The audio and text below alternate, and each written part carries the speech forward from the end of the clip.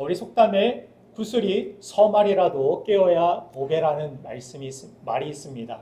아무리 영롱하고 값비싼 구슬을 수천 개 가지고 있어도 그것이 실로 깨어지지 않은 채 바닥에 흩어져 굴러다닌다면 그저 발에 밟히는 돌멩이와 다를 바 없지만, 그것을 단단한 실로 하나하나 정성스럽게 깨면 목걸이가 되고 팔찌가 되고 아름다운 보석이 돼서 비로소 가치 있는 보배가 될 수 있다라는 속담입니다. 오늘 성경에서 로마서 8장 28절 말씀은 특별히 우리에게 주신 하나님의 약속이라고 성경은 선포하고 있습니다. 여러분들 하나님의 약속이 있습니까? 여러분들은 무엇을 믿고 무엇을 알고 있습니까?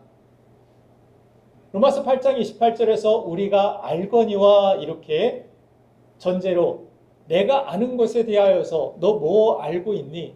혹시 잊은 건 아니니? 이렇게 질문하시는 하나님의 말씀이 있습니다. 내가 뭘 알고 있지? 내가 뭘 잊고 있지? 우리가 확실히 알기를 하나님께서는 원하신다라고 오늘 성경은 말씀하는데, 그것은 바로 하나님의 약속입니다. 출애굽기 19장 5절 말씀을 보면은 하나님께서 시내산에서 이스라엘 백성들과의 약속, 언약을 맺으시면서 세 가지를 약속하십니다. 세 개가 다 내게 속하였으니 너희가 내 말을 잘 듣고 내 언약을 지키면 너희는 모든 민족 중에서 내 소유가 되겠다, 이렇게 말씀하십니다. 내 소유. 이 소유라는 단어가 히브리어로 세굴라라고 적혀 있습니다.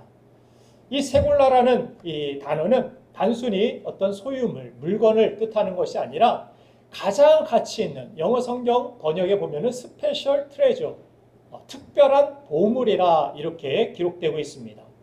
주님, 오늘 예배 자리에 나온 저와 여러분들을 바라보실 때 세상의 기준이 아니라 당신의 핏값으로 산받은 가장 귀한 보배로 우리를 여기신다라고 십자가에서 약속해 주신 것입니다. 세상이 여러분들을 하찮게 보고 내 삶에 주어진 조건들이 연약하다고 해서 나의 인생, 나의 자존감이 낮아질 필요가 없습니다. 하나님께서는 누구보다 귀하고 값진 그런 스페셜 트레저, 가치 있는 보배로서 우리를 대하신다라는 사실입니다. 주님, 오늘 그래서 이 약속을 통해서 너희가 이 약속 잊고 살아가는 것은 아니니? 왜 낙심하고 있니? 왜 절망하고 있니? 내가 너에게 이미 약속을 주었는데, 내가 너를 그렇게 보배로운 존재로 여기고 있는데 왜 이 사실을 잊고 있니? 라며 하나님은 오늘 우리에게 약속을 다시 떠오르게 하시는 것입니다. 로버트 제이 모건이라는 이 사람이 그래서 오늘 본 말씀을 절망을 뒤집는 하나님의 새끼손가락이라는 이 부제로 그렇게 불렀습니다. 여러분들 새끼손가락 한번 이렇게 올려보시기 바랍니다. 새벽 월상 예배 때 했더니 이 새벽에 깨워 이렇게 정신을 깨워서 이렇게 나오신 분들이 정신이 붕 뜨셔가지고 잘 안 되더라고요. 오늘 여러분들 정신 바짝 잘 주무시고 오신 것 같아서 한번 다시 해보겠습니다. 우리 옆 사람이 손 내밀고 이렇게 약속해 봅시다. 올해가 가기 전에 밥 한번 꼭 살게요.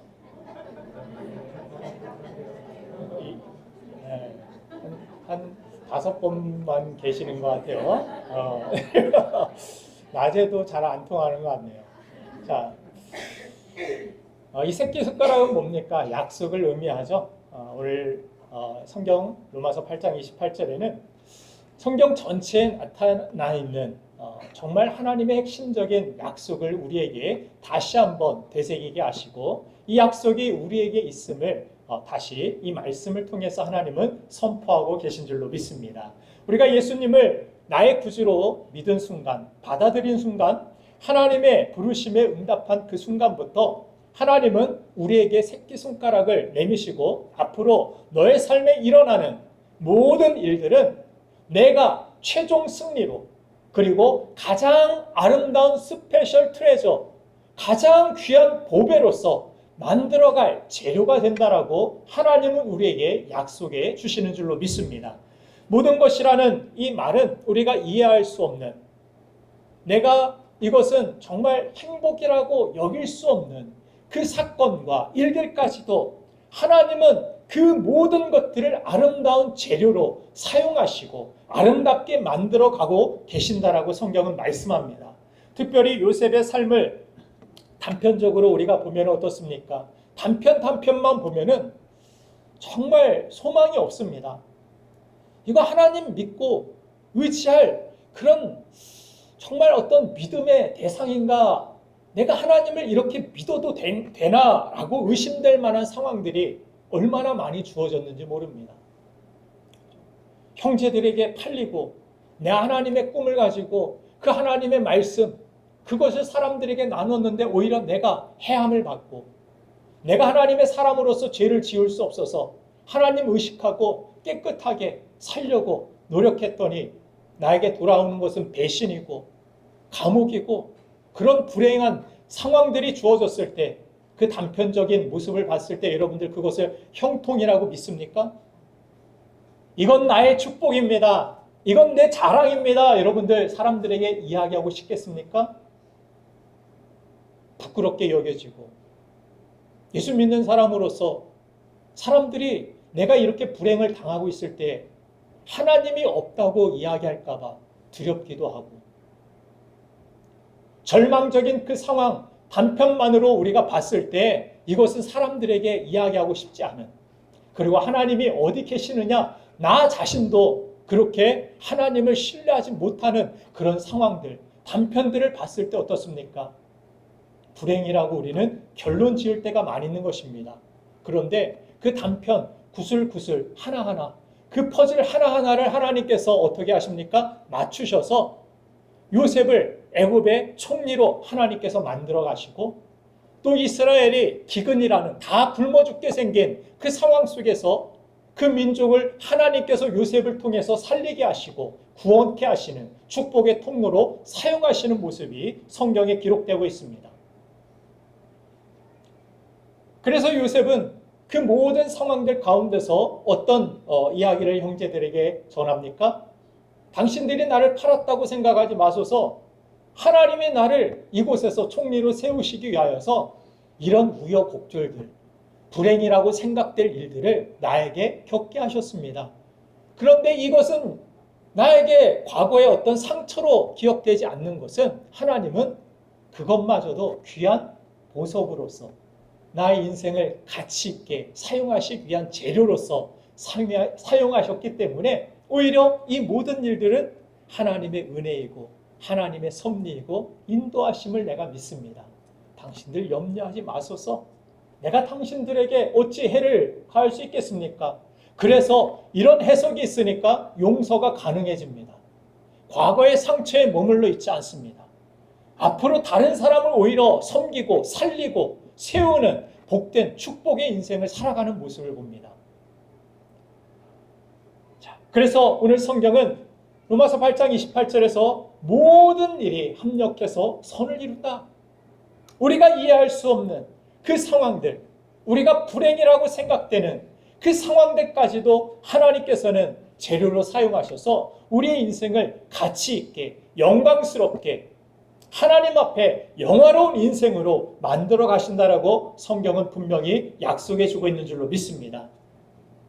제자들만 봐도 그렇죠. 십자가 지시기 전에 그 제자들의 모습 졸고만 있고, 십자가 지실 때는 부인하고 다 저주하고 도망쳤던 그런 제자들 아닙니까? 그러나 그 실패와 실수가 나중에 합력해서 선이 되게 하시고, 그들은 오히려 내가 기도하지 못해서 그때 주님을 부인했습니다. 그 중요한 순간에 주님을 배반하고 떠났습니다. 깨어 기도해야 됩니다. 악한 마귀가 우는 사자와 같이 우리를 두루 삼킬 자를 찾아다니고 있습니다. 그렇게 베드로가 기도에 대하여서 간증하고, 그들이 제9시 정해놓은 시간마다 기도하러 올라가는 모습이 성경에 기록되고 있는 것을 봅니다. 우리가 신앙생활 하다가 때로는 낙심하고 때로는 어떤 사역을 하다가 중단하기도 하고 또 어떤 신앙생활 교제의 그러한 관계 가운데서 실수하고 실패하는 사람들을 만나기도 합니다. 그러나 그 사람들에 대하여서 우리가 정죄하지 말아야 할 것은 그 실패마저도, 그 실수마저도, 그리고 그 실패와 실수로 내가 가진 죄책감마저도 하나님께서는 합력해서 어떻게 하십니까? 선이 되게 하시고 더 큰 믿음의 점진을 이루게 하시고 성장이 되게 하는 밑거름이 되게 하신다는 사실을 성경을 통해 우리는 깨닫게 되는 것입니다. 제가 처음부터 이렇게 이 자리에 서서 여러분들에게 설교를 할 수 있는 그런 자질, 그런 재능, 그런 능력, 그런 사람이 아니었습니다. 제 자신은 부끄러운 사람이고 연약한 사람이고 누구보다 목회자가 되기 싫어하는 사람이었습니다. 죽어도 목사는 안 해. 저희 어머니 많이 들으셨죠? 죽어도 목사는 안 합니다. 이건 사람이 할 짓이 아닙니다. 땅을 파는 것이 오히려 마음 편하고 좋겠습니다. 이럴 정도로 그런 사람을 하나님께서 이 자리에 세운 것은 제 의지, 제 노력, 제 능력, 제가 훌륭한 대학을 나오고 대학원을 나오고 박사가 되고 그래서 이 자리에 서 있는 것이 아닙니다. 하나님의 은혜입니다. 부끄러운 사람이에요. 여러분들에게 뭔가를 제시하고 이것이 진리입니다라고 선포하게 해도 연약한 사람이지만 그럼에도 불구하고 정말 부끄럽고 연약한 그럼에도 불구하고 하나님의 은혜가 떠나지 않고 하나님의 사랑이 나에게 있다는 사실을 믿고 그 약속을 붙들 때에 이 자리에 서서 여러분들에게 담대히 이야기하는 것입니다. 저와 같은 연약한 사람도 하나님이 사랑하십니다. 하나님이 연약한 저희들을 통하여서 일하시길 원하시고 하나님의 놀라운 구원의 일들을 이루어 가실 줄 믿습니다. 그래서 우리가 끝까지 붙들어야 될 것은 무엇입니까? 내 자신이 아닙니다. 내 자신은 언제나 변할 수 있습니다. 변질될 수도 있고 내가 내 믿음을 믿는 것 아닙니다. 내가 믿는 것은 하나님의 약속입니다. 하나님의 사랑입니다. 그래서 성경은 이야기하죠. 로마서 8장 28절 다시 보면은 우리가 알거니와 곧 그 뜻대로 부르심을 입은 자들, 하나님을 사랑하는 자 곧 그의 뜻대로 부르심을 입은 자들, 부르심을 입었다라고 이야기합니다. 내가 하나님 선택해서 이 자리에 있는 것 같지만 아니라는 거예요. 나에게 하나님께서 은혜를 주시고 나를 불러주셨다라는 것입니다. 이 자리에서 나에게 하나님께서 새끼손가락을 내미시고 약속하시며 내가 너를 보배로운 인생으로 만들어줄게. 너 인생 그렇게 살고 싶지 않잖아. 그렇게 우리의 믿음 흔들리면서 세상에서 그렇게 초라한 모습, 연약한 모습, 세상 눈치나 보는 모습 이게 아니라 정말 담대하게 당당하게 세상을 이기는 사람으로서 하나님 앞에 귀 쓰임받는 인생으로 다시 살아날 수 있다라고 하나님께서 오늘도 이 말씀을 통하여서 우리에게 약속을 다시 한번 상기시켜 주시는 줄로 믿습니다. 그래서 중요한 사실은 심지어 내 실수와 잘못으로 일어난 그 모든 일들까지도 포함하고 있다는 것입니다. 그럼에도 불구하고 하나님의 우리를 향한 약속은 변함이 없으시고 하나님은 내 인생의 그 조각이 성공이든 실패든 관계없이 하나님의 선한 목적을 반드시 이루어내시는 전능하신 나의 아버지심을 믿으시면 아멘 합시다. 아멘. 정말 믿으면 이것으로 여러분들 돌아가셔도 되지만 구체적으로 그러면 우리가 잊고 있었던 또 우리가 꼭 알아야 될 그 약속을 그 하나님이 우리의 삶을 보배롭게 그렇게 만들어 가시기 위하여서 우리에게 보내주신 분이 계시는데 누구냐? 바로 성령께서 우리에게 계신다는 사실을 우리가 알아야 한다는 것입니다. 사도행전 2장 33절 말씀을 보면은 하나님이 오른손으로 예수를 높이심에 그가 약속하신 성령을 아버지께 받아서 너희가 보고 듣는 이것을 부어 주셨느니라. 약속하신 성령, 예수님께서 승천하시면서 제자들에게 말씀하셨죠. 보혜사 성령을 너에게 보내줄게. 너희가 모여서 함께 기도하면 너에게 성령이 임하고 그 성령께서 너희를 인도하시면 내가 너희들 곁에 있는 것보다 훨씬 나아. 눈으로 예수님 보는 것보다 보이지 않는 성령께서 너희 각 사람 한 사람 한 사람들을 만나주시고 그 개개인들이 어디에 있든지 어느 곳에 있든지 그 상황, 그 어떤 환경에 상관없이 너희를 지키시고 인도하실 거야. 얼마나 좋으신 성령께서 너희와 함께 하시는지 너희들은 보게 될 거야. 그런데 여러분들 이 성령께서 우리를 도우시고 인도하신다는 사실 여러분들 아십니까? 성경에 보면은 모르는 사람이 많이 있었어요. 그래서 사도 바울이 너희가 모르지 않기를 원한다. 너희에게 성령이 있는 것을 너희가 듣지도 못하였느냐? 너희가 알지 못하느냐? 성령이 너희를 인도하고 계셔. 사도 바울이 너희가 알거니와 이 이야기를 하기 전에 오늘 본 말씀 26절에 보니까 뭐라고 우리에게 말씀하고 계시는지 로마서 8장 26절 같이 읽겠습니다. 시작.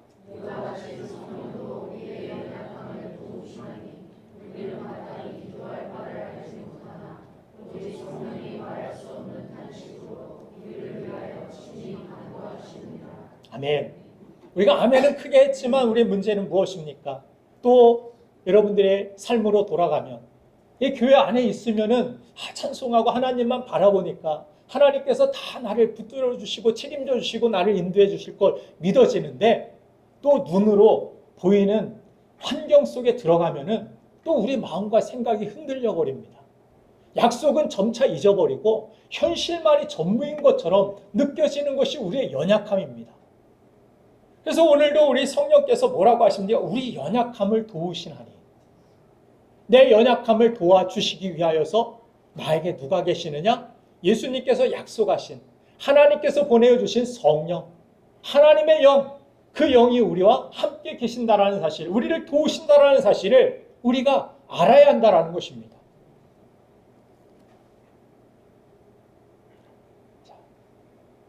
그래서 우리 주님께서 약속하신 이 성령을 우리에게 보내주셔서 하나하나 구슬이 꿰어져야 보배가 되듯이 우리의 인생에 단편적으로 일어나는 일들이 이거 하나 붙들고 이 조각 하나 붙들고 나의 인생 끝났어. 내 인생 다 망했네. 개망했네 막 이렇게 이야기하다가 그 현실 하나 붙들고 있었던 우리에게 성령님을 의지하여 기도할 때 어떤 일이 있습니까? 그 성령께서 아니야, 이건 너의 끝이 아니야. 이건 그냥 하나 구슬이고 퍼즐 한 조각일 뿐이지 너의 인생 전체가 아니야 하시면서 이 모든 것들을 깨어가시는 분이 누구냐? 바로 우리의 연약함을 도우시는 성령님이라는 것입니다. 오늘 주신 이 말씀을 통해서 우리의 현재를 도우시는, 우리의 미래를 도우시고 인도하시는 성령님의 은혜와 또 우리의 인생 전체를 깨어서 아름다운 보배로 만들어 가시는 하나님의 놀라우신 은혜를 경험하는 우리가 되기를 주님의 이름으로 축원합니다. 그러면 성령께서 우리의 인생을 깨어 가실 때 성령님이 우리에게 도움을 주시는 놀라운 축복 두 가지가 성경에 기록되어 있는데 그 첫 번째는 바로 해석의 축복입니다. 많은 성도들이 신앙생활을 하면서 이런 생각을 가지고 하나님 앞에 나옵니다. 내가 예수 믿고 주님 앞에 나왔으니 예배드리고 교회에 왔으니까 이제 나의 인생에서 불행이나 어떤 고난은 다 비켜갈 거야. 내가 원하는 대로 탄탄대로가 나의 인생은 꽃길만 펼쳐질 거야 하는데 웬걸 십자가의 길이 나타납니다. 좁은 문이 내 앞에 딱 들어서고 있습니다. 도저히 통과하지 못할 것 같고 도저히 이 십자가의 길을 걸을 수 있는 용기가 나지를 않습니다. 내가 끝까지 갈 수 있을까? 이 땅을 살아가는 동안에 예수 믿는 사람과 예수 믿지 않는 사람의 삶을 바라볼 때 때때로 우리 성도들에게 기도할 때 놀라운 어떤 기적과 놀라운 치유와 하나님의 도우심이 우리의 삶 속에서 있지만 매일 일어납니까? 제 삶 속에서도 기도에 많은 응답들이 있었습니다. 그러나 하나님께서 바로바로 나의 삶 속에 내가 원하는 바를 응답해 주시지 않을 때가 오히려 더 많이 있었던 것 같습니다. 그럴 때 우리는 기도해서 뭐해? 기도의 어떤 무용론, 이런 무용론에 빠질 때도 있고 또 내가 하나님을 믿어봐도 세상 사람들과 별 다를 바 없는 그런 삶이라면 내가 굳이 이 아침에 나와서 하나님을 믿겠다라고 예배 드리고 그럴 필요가 있을까? 저는 그런 생각을 해본 적이 있습니다. 불경하죠? 저는 그런 연약한 마음을 가졌을 때도 있어요. 오히려 예수 믿는 사람들이 핍박받는 현장 가운데 있는 모습들을 더 많이 보았기 때문에 잘 믿었을 때 더 손해보고 더 어려움을 당하고 그 십자가 때문에 예수님은 끌려서 사랑하는 제자들에게 배반까지 당하고 자기를 따랐던 사람들에게 등돌림을 당하고 죽음의 자리까지도 도살장에 끌려가는 어린 양과 같이 끌려가셨던 분이 예수님 아닙니까?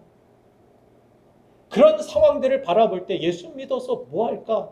라는 그런 회의감과 생각을 우리가 가질 때도 있다는 것입니다.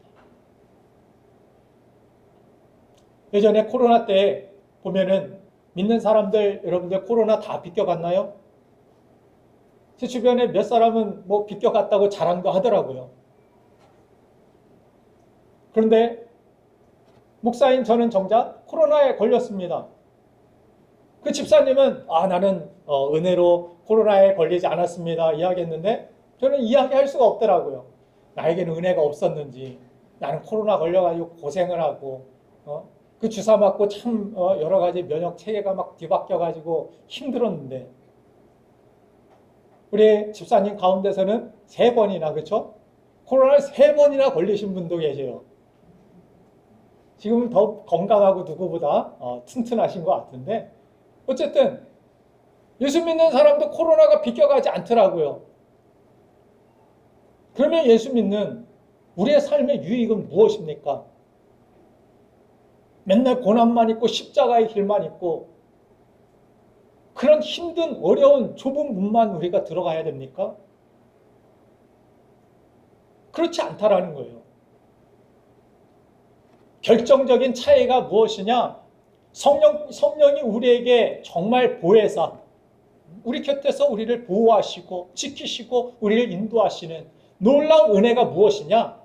가장 우리에게 중요한 것은 하나님이 바라보실 때 네가 오래 살고 건강히 살고 이 땅에서 많은 것들 가지고 누리고 풍성하고 이 땅에서 오래 살아 천국 생각나지도 않을 정도로 그렇게 이 세상에서 천국같이 살아 하나님이 바라시는 것이 그것뿐이라면 예수님 오실 필요도 없고 하나님의 능력으로 그냥 믿는 사람들은 다 에덴 동산과 같이 이 세상에서 오래 살도록 건강하고 아무 일도 없고 그런 삶을 하나님이 만드시지 못하셨을까요?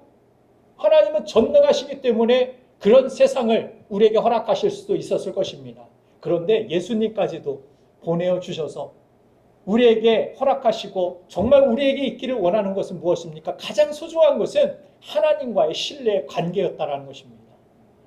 하나님을 향한 우리의 믿음이었다라는 거예요. 이렇게 악한 세상, 부조리한 세상, 예수 믿는 사람들도 핍박당하고 사자굴에 던져지고 죽임을 당하는 그런 세상 속에서 그런 상황 속에서도 너 하나님을 믿을 수 있어?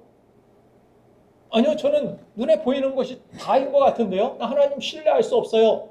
그런 사람도 있겠지만 그런 상황 속에서도 나 그런 하나님이 계신다라면 나 믿어보고 싶어요. 그 하나님을 나 믿을래요. 외양간에 송아지도 없고 내 무화과 나무에 소출도 없고 아무것도 없어도 나 하나님으로 인하여서 즐거워하고 하나님으로 인하여서 기뻐할래요. 그러면 찬송하고 오늘도 이 아침에 정말 내 마음에 문제도 많고 내 삶 속에 어려움들도 많이 주어졌는데 나 하나님으로 인하여서 나의 삶이 회복되길 원하고 나 하나님과 함께 기뻐하고 나 하나님을 찬송하길 원해요. 예배하길 원해요. 이 자리에 찾아온 여러분들의 그 믿음, 그것을 하나님께서 누구보다도 무엇보다도 귀하게 여기신다라는 것입니다.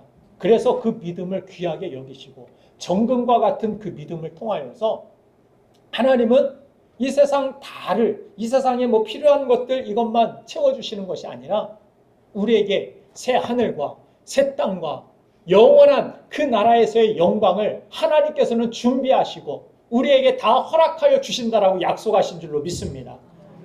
하나님의 약속은 이 땅에서 우리가 다 그냥 오래 살고 그냥 안 죽고 이게 아니에요. 우리는 다 누구나 죽습니다. 때가 어느 때든 다 죽습니다. 성경에 보면은 하나님께서 오히려 일찍 불러가신 사람들도 있어요. 일찍 죽은 그런 상황 가운데서 우리 가족 중에 자식이 되었던 부모가 되었던 사랑하는 남편이 되었던 아내가 되었던 왜 하나님께서 이렇게 빨리 불러가셨을까요? 저에게도 저희 아버지가 일찍 돌아가셨기 때문에 그런 생각이 들었을 때도 있습니다. 이 땅에서 남아서 좀 더 사역하시고 그런 게 오히려 낫지 않겠습니까?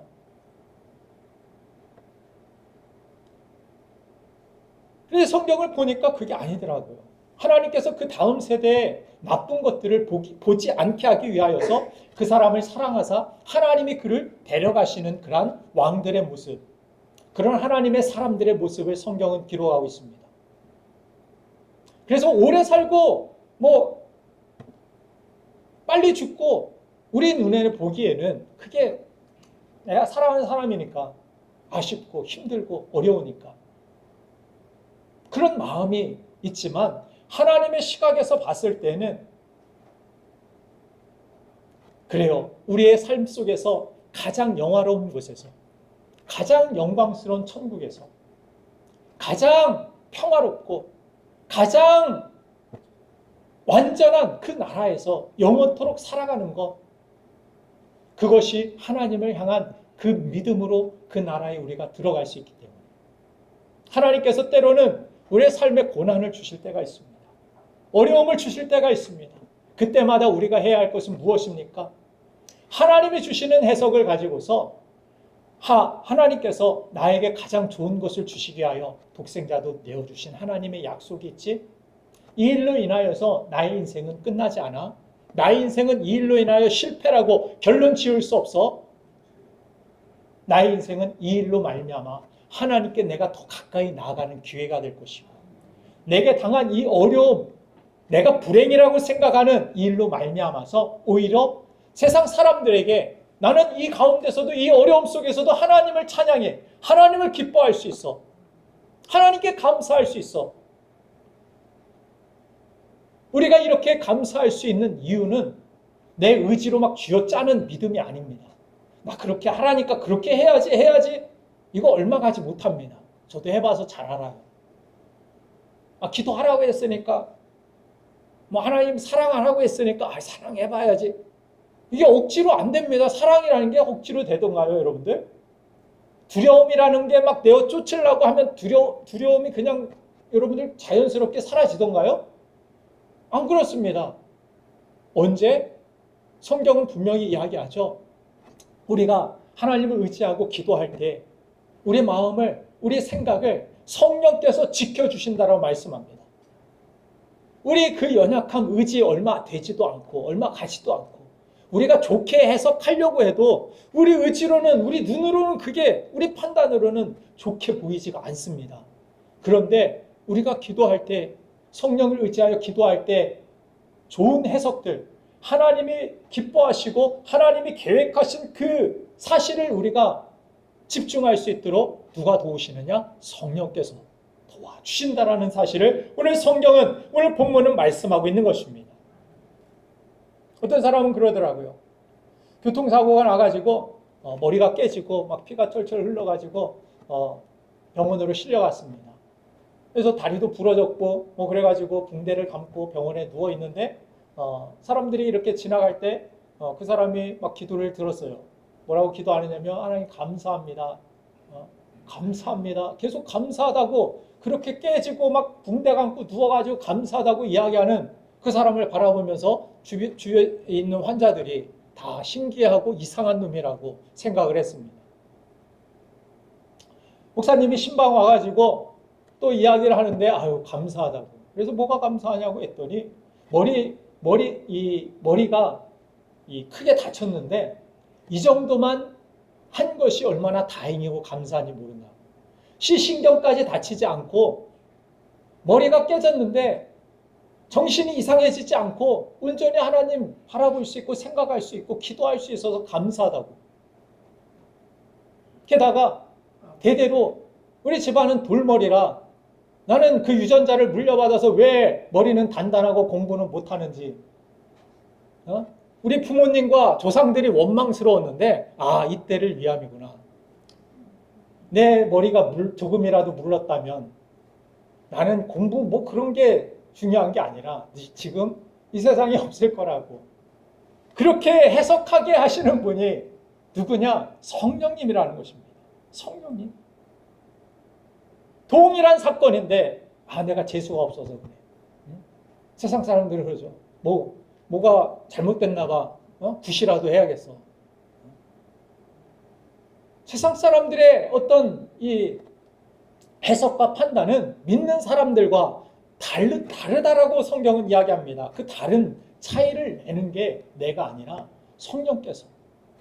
자, 그래서 성령도 우리의 연약함을 도우시나니 우리는 마땅히 기도할 바를 알지 못하나 기도할 바도 우리는 제대로 알지 못한다라고 이야기해요.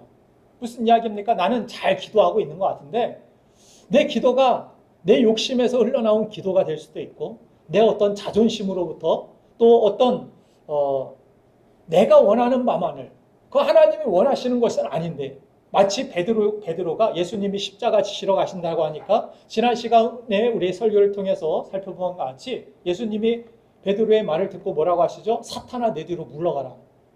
내가 나를 막는다. 왜 그랬죠?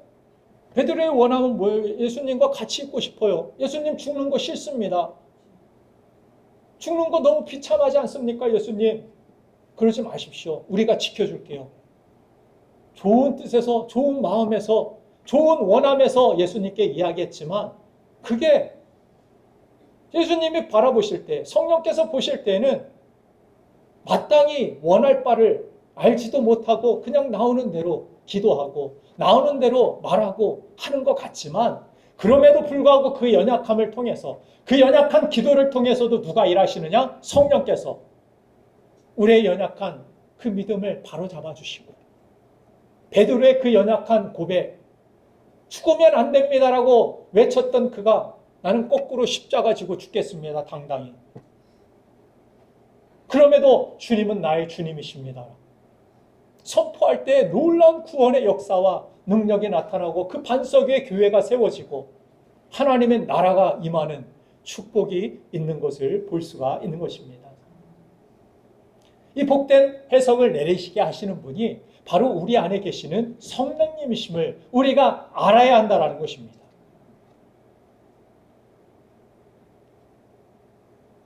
그래서 우리의 해석, 잘못된 해석, 잘못된 감정, 잘못된 생각 이것이 잘못된 길로 나아가지 않도록 마귀가 던져준 가룟 유다에게 예수님 팔생각을 집어넣을 때 마음과 생각이 지켜지지 않으면 우리도 언제든 예수님 팔아버릴 수도 있고 부인할 수도 있고 우리의 믿음 망가질 수도 있습니다.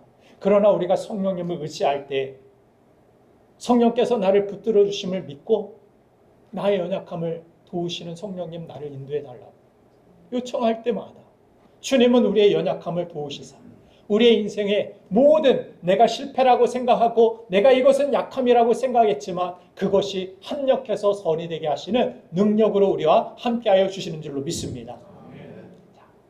두 번째, 하나님의 약속을 믿는 자에게 임하는 성령님의 놀라운 축복은 바로 의지의 축복입니다.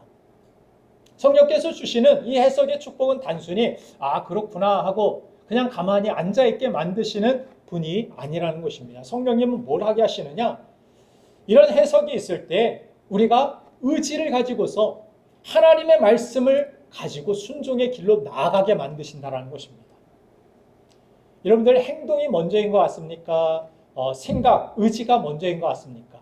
어떤 일을 우리가 하기 위해서는 우리가 행동이 먼저인 것 같지만 우리가 걸어서 그냥 이 자리에 예배 오늘 이 아침에 나오려고 우리 발걸음이 나와서 앉아있는 것 같지만 이 이전에 우리의 의지가 있었습니다. 내일 주일이지. 내가 이 시간 다 이렇게 뭐 정리하고 이 시간 하나님 앞에 예배 드리러 나와야지. 이런 의지들. 우리의 삶의 변화는 어디에서부터 일어나느냐? 우리 의지부터. 우리 생각부터. 이 의지의 변화가 일어나지 않는 한 삶의 변화는 일어나지 않습니다. 그래서 하나님께서 이스라엘 백성들에게 말씀을 주시면서 두려움 가운데 떨고 있는 백성들에게 항상 말씀하시죠. 두려워 말라, 놀라지 말라. 내가 너희와 함께 할게, 너를 인도할게, 너에게 승리를 줄게. 그러면서 뭘 하게 하십니까? 그들의 망가진 의지, 무너진 의지. 우리 할 수 없어. 이렇게 두려운 대적들이 앞에 진치고 있는데 우리가 뭘 할 수 있겠어?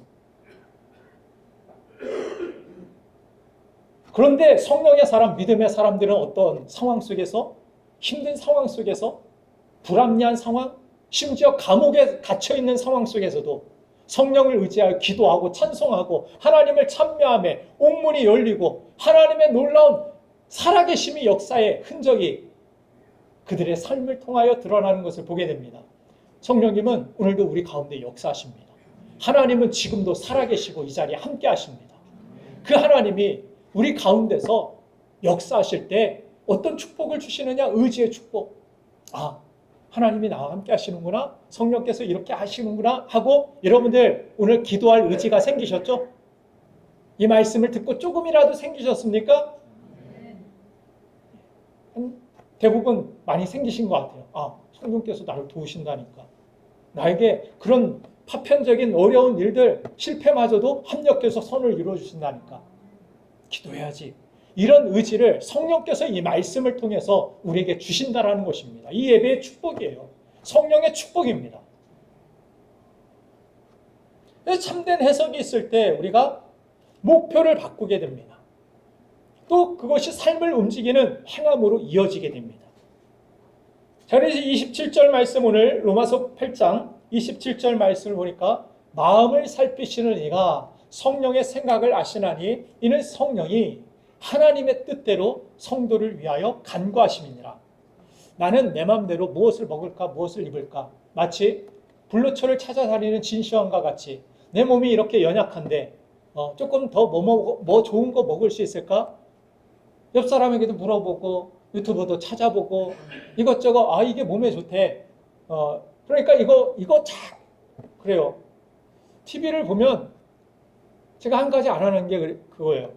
한쪽에서는 막 의사들이 나와가지고 이게 막 나쁘고 이게 몸에 어렵습니다. 뭐 그러면서 나중에 이게 몸에 좋아서 활성화 산소를 없애주고 이게 있으면은 막 건강해지고 그러면 다른 채널을 이렇게 돌려보면 또 홈쇼핑에서 그걸 팔고 있어요.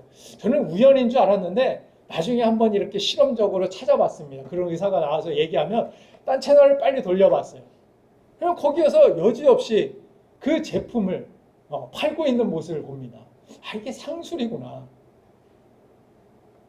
이 김정관 집사님 말씀처럼 건강하게 감사함으로 받고 그냥 감사하게 이것저것 내게 주어진 음식들 잘 먹고 소화하면 그게 보약이고 좋은데, 그런데 그 의사들 말 들으면 이거 없으면 죽을 것 같습니다.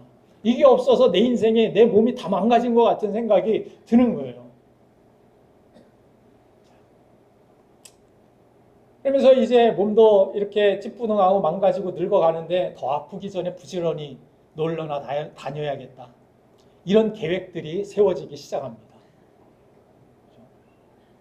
이렇게 힘든 도시에서 스트레스 받고 사느니 저기 산속에다가 평화롭게 그냥 고양이, 개 키우면서 닭 모이나 주고 텃밭 일이나 조금 하면서 나의 노후를 평화롭게 그렇게 지내는 것이 좋겠다. 엊그저께 노년에 절대 하지 말아야 될 3가지 뭐 이러면서 어떤 유튜버가 그렇게 이야기하더라고요. 절대 전원에 주택 지을 생각하지 말라.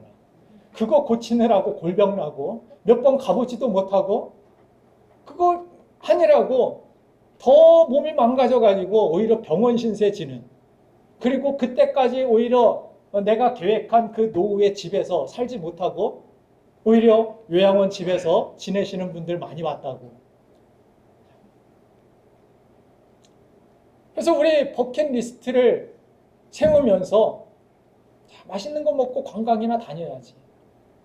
신슈왕처럼 그렇게 무엇을 먹을까 무엇을 입을까 맨날 그런 염려만 하면서 신슈왕 50도 못 돼서 죽었죠. 수은 중독으로. 그렇게 한다고 해서 우리의 인생이 우리의 생명이 유지되는 것 아니고 예수님 말씀하시죠. 참새 봐라. 너희들이 모이 주고 저들의 뭐 부모가 다 물어다 주고 보호해줘서 저들이 살아가는 것 같지? 그렇지 않아. 그런데 하물며 참새보다 귀한, 들풀보다 귀한 너희일까 보냐? 너희는 누구보다 귀한 하나님의 보배야. 그걸로 인하여 걱정하지 마. 지금 몸이 다 망가졌지? 지금 몸이 다 부서졌지? 이걸로 인하여 다 죽을 것 같고 나의 인생은 비참하게 끝날 것 같은 그런 두려움이 몰려오지. 그렇지 않아. 하나님의 약속을 믿어. 하나님의 약속을 믿어. 설령 믿음으로 살다가 죽는다 할지라도 그 믿음은 헛되지 않아. 제 아버지가 암으로 돌아가셨을 때 목회자가 그런 암투병을 하면서 10년 동안 재산도 별로 없었는데 그 재산마저도 다 잃어버리시고 그렇게 아무것도 남기지 않고 아무것도 없이 그렇게 쓸쓸하게 돌아가셨던 모습을 바라보면서 아들로서 어떤 생각이 들겠습니까?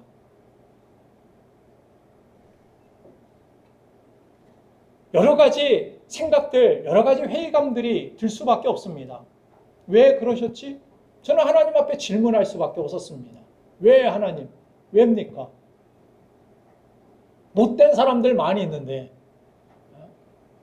맨날 못된 것 먹고 못된 일 하고 그런 사람들 빨리 데려가시지 않고 오히려 그런 사람들은 오래 그냥 신천지 막 이런 거 하면 또 신고하면 잡혀가나요? 요새? 그 교주 뭐 90살이 넘었대요 지금.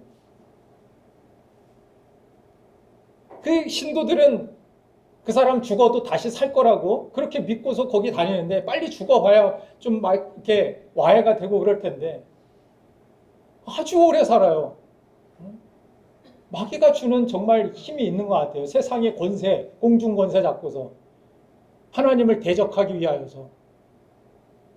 그럼 마귀를 힘입어서 일하는 그런 세력들이 세상에 분명히 있습니다. 그런 상황 속에서 왜 그럴까요? 왜 이런 어려움이 있었을까요? 그런데 지나고 보니까 정말 중요한 것들, 정말 귀한 것들은 그냥 부모로부터 물려받은 어떤 재산, 이 땅에서 그냥 잠깐 오래 연명하고 사는 것, 그것보다 더 중요한 것이 하나님 앞에서 나에게 주신 사명 다 이루고 예수님, 이 세상에서의 그런 30대 인생 아닙니까? 30대, 40대도 지나지 못했어요. 40대 이상 이 땅에 살고 있으신 분들은 책임감도 있으셔야 되고 정말 감사함도 정말 예수님은 정말 힘들고 어렵지만 그 젊은 나이에도 사명을 이루시고 이 땅에서 하나님의 뜻을 다 이루시고 십자가에서 죽으시고 우리를 구원하여 주셨습니다. 예수님의 죽음을 누가 헛되다고, 누가 비참한 죽음, 쓸쓸한 죽음이라고 이야기할 수 있는 사람이 누가 있겠습니까? 예수님을 통해서 우리 모두가 구원받을 수 있고 인류에게 구원의 길이 활짝 열렸기 때문에 예수님의 죽음은 헛된 죽음, 허무한 죽음, 예수님의 십자가의 고난은 허무한 고난이 아니었음을 우리는 기억합니다. 저도 마찬가지예요. 우리 아버님을 생각하고 믿음의 길을 생각할 때 힘들고 때로 어렵고 그런 상황들이 많이 있었지만 현실만 보면은 고통받고 죽음당한 그런 결과만 남은 것 같지만 그렇지 않다라는 거예요. 그분의 삶의 밭자취를 통하여서 저는 믿음이 무엇인지, 하나님 앞에서 충성됨이 무엇인지, 그냥 큰 뭔가를 하고 오래 살고 건강하게 나는 질병 하나도 없습니다 자랑하는 것이 사랑이 아니라 바울이 이야기하는 것처럼 내가 세상에 가진 것들 많이 있지만 내가 세상의 학식과 세상의 혈통과 이것으로 자랑할 것도 많지만 나는 이것을 배설물로 여겨. 내가 이것을 배설물로 여기는 것은 나에게 좋게 비교할 수 없는 영광이 나에게 주어졌기 때문에 하나님께서는 나에게 더 귀하고 이것은 그냥 정말 하찮은 배설물처럼 보일 정도로 오히려 피하고 싶은 것으로 여길 것 정도로 귀한 것을 나에게 주셨음을 내가 믿기에, 내가 알기에. 사랑하는 여러분들, 이 세상에서 정말 하나님께서는, 성령께서는 우리에게 나의 의지, 나의 목표는 이 세상에서 그냥 좋은 집 살고 그냥 떵떵거리며 살고 부자로 살고 그냥 질병 없이 오래 살고 그냥 편안히 살다가 죽는 것, 단순히 이것이 세상 사람들과 똑같은 이러한 의지, 이런 목표가 아니라 우리의 의지를 변화시켜 주셔서 우리의 인생이 영광을 위해 달려가는 인생, 둯대를 위하여 달려가는 인생, 성령님의 놀라운 은혜 가운데 이렇게 달려가다가 주님 만나게 될 때 무엇을 할까요? 우리는 주님 앞에 서서 질문을 한 가지 받게 되죠. 무슨 질문을 주님 앞에 받게 됩니까? 우리가 죽어서 천국 가든 우리가 죽기 전에 주님이 오셔서 주님 앞에 서게 되든 주님은 꼭 질문합니다. 내가 너에게 준 은혜 가지고 너는 무엇을 위해 살다 왔니? 사도 바울은 우리의 공력이 그때 주님 앞에 서게 될 때 불에 타는 것 같이 다 타서 우리가 행한 일들이 뭔가는 타고 뭔가는 남는다라고 이야기합니다. 거기에서 남는 보석과 같은 것들, 값진 금과 같은 것들, 불에 타지 않는 것들만 남을 텐데 그것들이 주님 앞에 남을 때 우리가 자랑할 것이 있게 하시기 위하여서 때로는 우리에게 주님은 고난을 주시기도 하시고 때로는 우리에게 순교의 현장, 정말 죽을 만한 그런 현장들, 십자가의 고통들을 주시기도 하시고 그러나 그때 정금과 같은 믿음을 가지고 정말 흔들리고 어려운 상황 속에서도 충성을 다하며 몸된 교회를 지키기 위하여서 헌신하기 위하여서 나에게 주신 직분을 감당하기 위하여서 그런 상황이 아닌데 그런 환경도 아니고 능력도 아닌데 그 적은 능력으로도 하나님 앞에 믿음으로 충성을 다하고 헌신한 그 믿음을 어떻게 하십니까? 우리의 자랑이 되게 하시고 면류관이 되게 하시고 영광이 되게 하시기 위하여서 때로는 우리 믿는 사람들에게도 고난을 주시지만 세상 사람들이 겪는 그냥 생짜로 당하는 고난이 아니라 그 고생이 아니라 그 어려움이 아니라 이것이 성령님의 은혜로 말미암아서 보배가 되게 하시고 이 모든 것들을 하나하나 끼우셔서 우리의 삶의 면류관과 영광이 되게 하시는 그 은혜와 축복이 저와 여러분들에게 있는 줄로 믿습니다. 그러므로 여러분들 내 의지로 신앙생활 하려 하지 마시고 이 시간 내 의지로 무엇을 하기보다 성령님을 의지하셔서 기도하시고 성령님 내 마음에 이런 마음이 있는데요. 그런 마음과 생각이 있을 때마다 성령님이 내 안에 있음을 여러분들 아시고 기도로 말씀하세요. 내 안에 두려움이 있습니다. 내 안에 이런 어려움이 있습니다. 여러분들 시편 잘 아시죠? 이거 거의 대부분 보면 다윗의 이 마음들이 표현되고 있는 기도입니다. 나 이런 마음이 있습니다. 어려움이 있습니다. 지난주 어떤 성도님과 이 교제를 하면서 너무 어렵다고 힘들다고 그 사람 때문에 나를 어렵게 하고 힘들게 하는 그 어려움 때문에 마음이 답답한데 그런데 사모가 이야기하더라고요. 옆에서 사모가 그런 이야기했어요.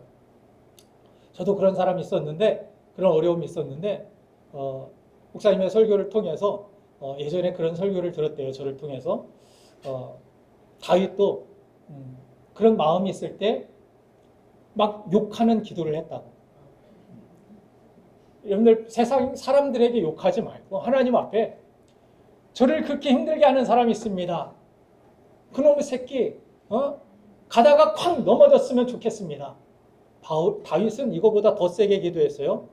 그 후손까지 막 죽고 얼마나 분노했는지 얼마나 자기가 막 십수년 여러분들 누구에게 쫓겨다니고 내가 잘못한 일도 없는데 나만 보면 죽이려고 하고 불 켜고 달려드는 그러한 사람들 그런 상황들 속에서 다윗은 있는 마음 그대로 기도한 거예요. 하나님은 우리의 거룩한 어떤 좋은 것만 받으시지 않습니다. 오늘 성경은 이야기해요. 로마서 8장 28절 우리가 알거니와 하나님을 사랑하는 자 곧 그의 뜻대로 부르심을 입은 자들 모든 것이 합력하여 선을 이루리라. 모든 것을 드리세요. 하나님 앞에. 여러분들 재산 이야기하는 거 아니에요? 긴장하지 마시고 내 마음의 생각과 모든 환경과 모든 고백 하나님 앞에 있는 그대로 드리세요. 힘들면 힘들다고, 어려우면 어렵다고, 화가 나면 화가 난다고, 미워하면 그 사람 미워한다고. 내 마음이 이런데요.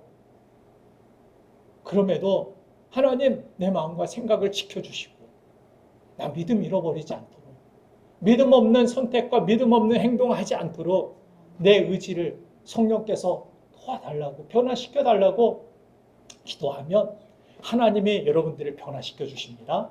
하나님께서 여러분들의 인생을 정말 가치 있고 값지게 영광스럽게 이끌어 가실 것입니다. 두려워하지 마십시오. 염려하지 마십시오. 내 안에 성령이 계십니다. 하나님의 약속이 있습니다. 신실한 그 약속 붙들고 승리하는 우리 모두가 되기를 주님의 이름으로 축원드립니다. 이 시간 기도하기를 원합니다.